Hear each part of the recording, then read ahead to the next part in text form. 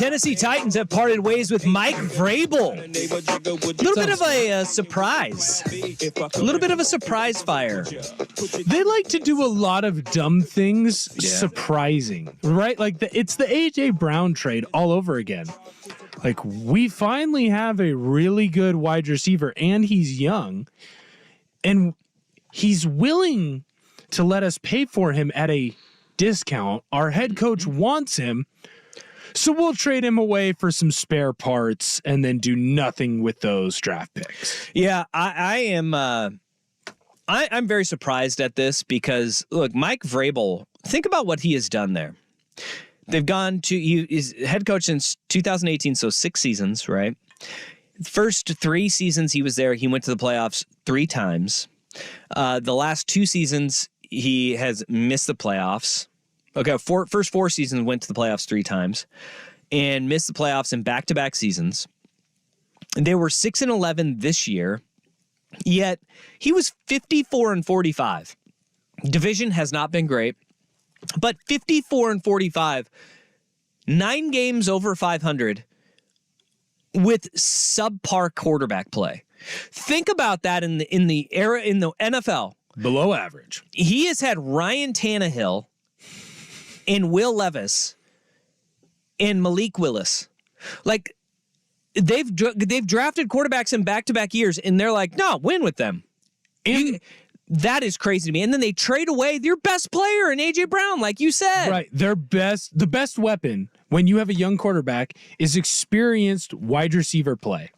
And you get rid of him. When you could have paid $20 million for him, yeah, that's a good price for an A.J. Brown level receiver. Yep. $20 million a year, as weird as this sounds, is a fair price to pay. The receivers that you went out and drafted with that draft capital you got back, none of them have hit.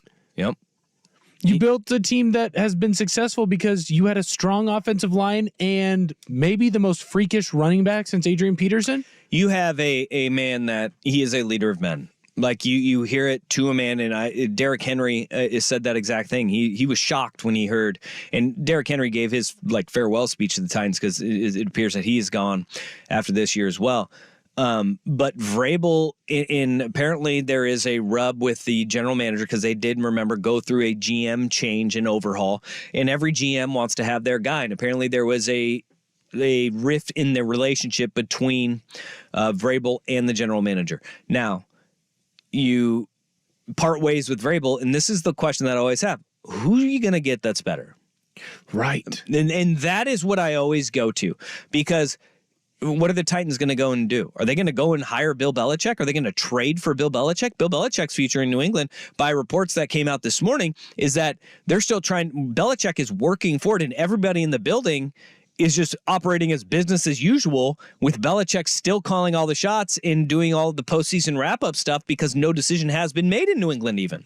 And there's like this idea of people that are working there like, I don't know, like we've heard what you guys are hearing, but not from anybody in here. We're just continuing to work. So are you going to go out and get Bill Belichick? Who is going to be better than the guy that you have? And that is always the risk when you fire a head coach, right? You fire Arthur Smith, you could say, yeah, we needed that reset. We gave him all the tools and he couldn't cook with them, right? Like he couldn't do it. We had all the tools, we had all the hardware, he couldn't build our shelf, right? IKEA gave him the directions even. Mm-hmm. He had everything. Couldn't do it. Like Vrabel is going to be a guy who's going to be sought after in this coaching carousel. Right now, that's numero uno in my mind of the guy that you go and get. When you look at this free agent head coach class, I guess is what we're going to call it, is this maybe the deepest free agent head coach class that's out there? Good. Because right now, you in reality, you have Vrabel, you have an opportunity for someone like Harbaugh, and then you've got all the hotshot OCs. Mm-hmm. You could go out and try and get Ben Johnson. You could go and... But if you're Ben Johnson, you're looking at Atlanta, and you're going, that's more attractive than what they got going there. Oh, you mean Derrick Henry's going to be gone too? And it's a complete rebuild. You'd almost have to promise that you're going to give me 5 years. Yeah. Because you need more than 3 years to rebuild that. I wonder, the only reason this makes sense to me is if the GM thinks he can go get his guy for an OC. He thinks that he can get like a Ben Johnson type or maybe an Eric Bieniemy or whoever fits that mold for him. Because otherwise, this doesn't make any sense. And I thought the Bears in Chicago made the dumbest coaching decision of anyone before the Titans just fired Vrabel when they kept Dweeberflus. That guy is horrible. Did I say his name wrong? I think you may have. I like that. Is his name not Dweeberflus? But if you Is a dweeb? if you are any head coach, think about this. Mm-hmm. Who the Titans' job right now? Is it better than the Chargers' job? No. Is it better than the Falcons' job? No. Is it better than the Commanders' job? Maybe. Depends on if they let you draft. Well, I mean, you have the number 2 pick. Like, if Well, you the get ownership guy, change in Washington helps a hell of a lot. It helps. Yeah, but you they got also a basketball guy telling you what to do. they also got rid of their 2 best pass rushers this year, Chase Young and Sweat. Right, and that's a complete rebuild, but it is a complete rebuild with the number 2 overall pick in a QB draft class that is deep. Better than the Raiders' job. No, the Raiders' job is better. Again, you just need a quarterback. Mm-hmm. So, yeah, no, I would not say... Because the Titans, it is a complete rebuild. Maybe Levis is the guy. He's shown flashes. I think you do have something with Will Levis. I think you have, but you have so many different holes, and now you have to find a guy who wants to tailor his entire offense around Will Levis because this is Derrick Henry. He said goodbye. Right, this is the best 8 years of my life. He's like deuces. I'm out.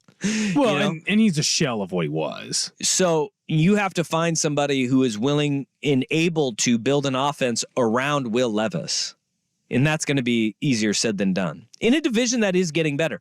Houston has their quarterback of the future in C.J. Stroud, and DeMeco Ryan seemed to be steadying that ship. They had a really good draft of Nick Caserio, which is why Nick Caserio in Houston is exactly why New England blocked his move to Houston before. He's really good in player talent and evaluation. Okay? And coach talent and evaluation. So they appear to be on the uptick. You have the Jags had a regression this year, but I think that those regressions are standard, and it's part of the business. When you go to the playoffs a year early, you do take a step back before taking a leap forward. They were also largely injury-based, too. And I do believe Jacksonville is on the right track. Mm-hmm. You have the Indianapolis Colts where Shane Steichen, man, look at Philly of how valuable he is. Right. And if they can keep Anthony Richardson healthy, he showed some flashes in the first few games of the season where you're like, hey, they may have something there. That division is on the upswing right now. Mm-hmm. And you're looking for a new coach and a lot of question marks in Tennessee. It kind of looks like the AFC North 2 years ago, where everyone seems to be rising except for one team. And in that case, that's why Cleveland went out and made the big splash to go get Deshaun Watson, right? Yeah. That's kind of what it seems like they're trying to do here in Tennessee. But wouldn't you trust Vrabel, the guy who has proven that he can do it with subpar QB play? The only thing that I can think here that makes sense in this firing is just straight up the GM didn't want to deal with Vrabel because Vrabel can be... It's not his guy. Vrabel can be a bit difficult to work with. Yeah. But there's a reason he's a bit difficult to work with because he comes from that Belichick tree and he's seen how to be successful in that role. Now, when you talk to all the players that played for him, they all love him. Yeah. When you listen to Will Compton, Taylor Lewan on their podcast, and a bunch of the other guys, Delaney Walker, after they leave, everyone loves Vrabel. I don't think that he's going to be hard-pressed to find another job, and I really do think if Harbaugh decides not to leave Michigan, he's got to be the number one choice. He might be able to sit back and say, you all come to me. Mm-hmm. Give me your best offer. Yep. The homie Diana Rossini reported earlier today. Did you see what she said?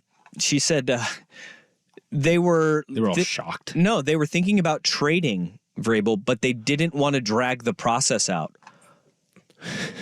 That's the other thing where you're like, red flag number 8 billion here. We could have gotten value out of him, but we didn't want this to take too long. That's so relatable. What are we doing?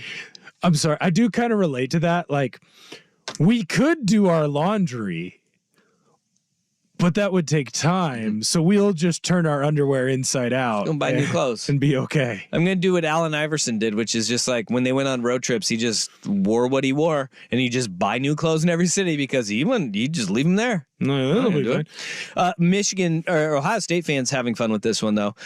They have already updated his Wikipedia page because Mike Vrabel, Ohio State guy, remember, coached at Ohio State, linebackers coach. He's not going to Ohio State. They have updated his Wikipedia. Tennessee Titans head coach 2018 through 2023.